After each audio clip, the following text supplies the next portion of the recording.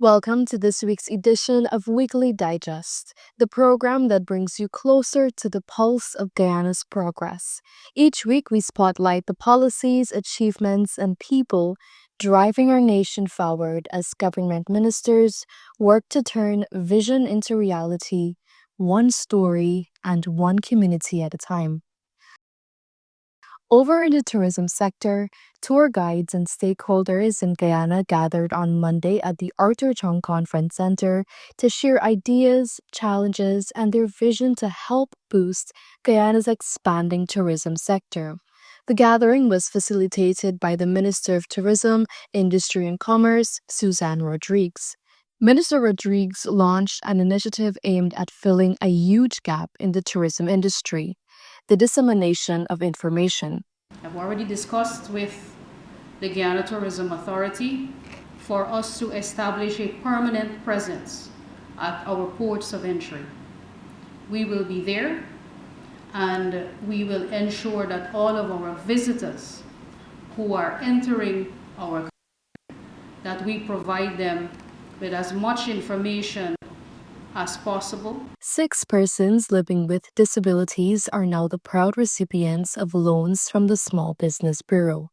Minister Rodriguez says the initiative is about more than just a financial investment. This fund is about ensuring that every citizen, regardless of ability or disability, has the opportunity to thrive and contribute meaningfully to national development. With this investment, we are not only supporting businesses, but also recognizing the immense potential, creativity, and resilience of our people.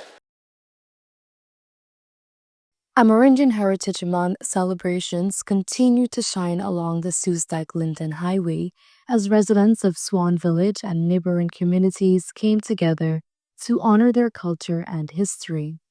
Minister within the Office of the Prime Minister, Kwame McCoy, reminded the hundreds of residents who participated in the celebration that September was first designated Amerindian Heritage Month by the late President Dr. Cheddi Jagan, an initiative that ended an era of marginalization of Amerindians. As the world marked Maritime Day on Thursday, September 25, the Providence Stadium came alive with an exhibition hosted by Maritime Guyana and its partners. This year's event carried the theme, Our Ocean, Our Obligation, Our Opportunity.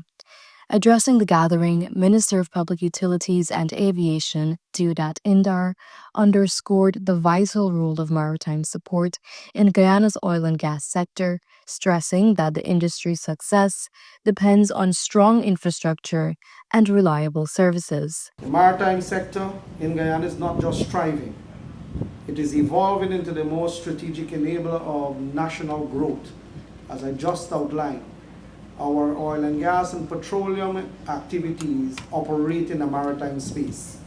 And because of that, the importance of the maritime sector is visible for everyone to see.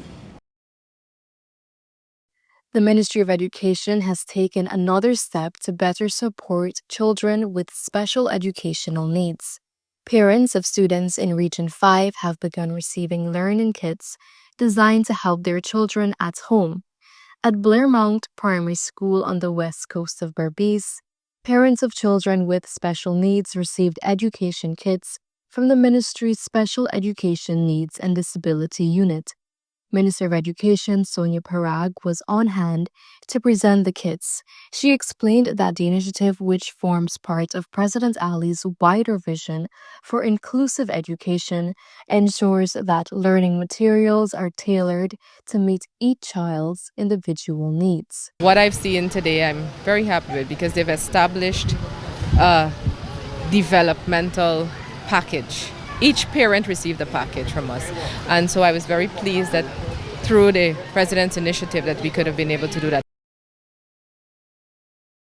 Newly appointed Minister of Amerindian Affairs, Sarah Brown Shadiq, visited the village of Mariwao, South Rupununi on Sunday.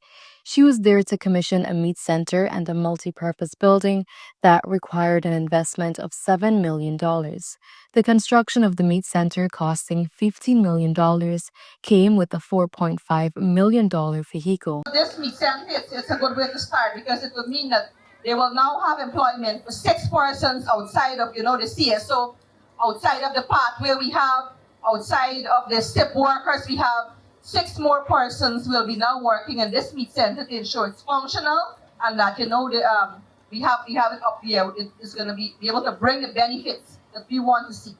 The minister also visited Shulinap, where she presented 2 checks valued at $8 million to Tushao Nicholas Fredericks on Sunday. The purpose of the investment is to build a cabin to house visitors. Amerindian Heritage Month celebrations this year continue to inspire, entertain, and promote the spirit of unity by bringing together Guyanese of all backgrounds. On Friday, Minister of Amerindian Affairs, Sarah Brown Shadiq, joined students and teachers at St. Gabriel's Primary School for a special Heritage Month celebration. To see that the school is promoting our culture and it's also promoting inclusion. The highly anticipated Heritage Games 2025 kicked off in style on Wednesday evening at the Everest Cricket Ground.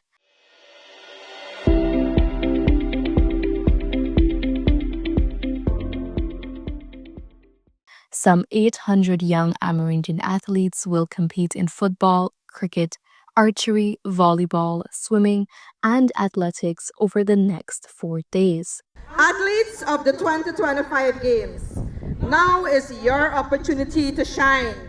We must, of course, make mention of the defending champions who are here and ready to defend their titles. Parima Region 7, male football champion.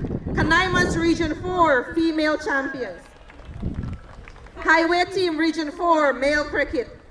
Kurukuru Region 4, female cricket. Region number 1, male volleyball. Region number 1, female volleyball. For those who are attending the Heritage Games for the first time, we welcome you.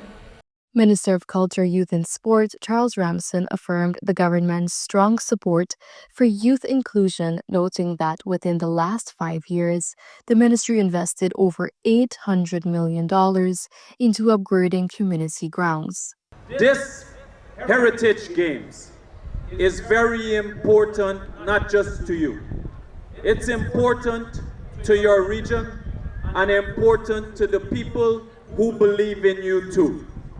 You are sending a very strong signal, a strong message, a message that they can be where you are today.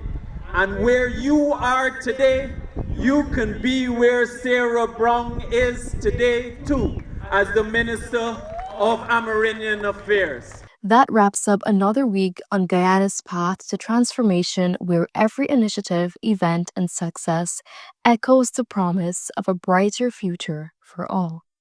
Join us again next week for new stories and developments from around the country as we continue tracking the journey at the heart of government and the spirit of the Guyanese people.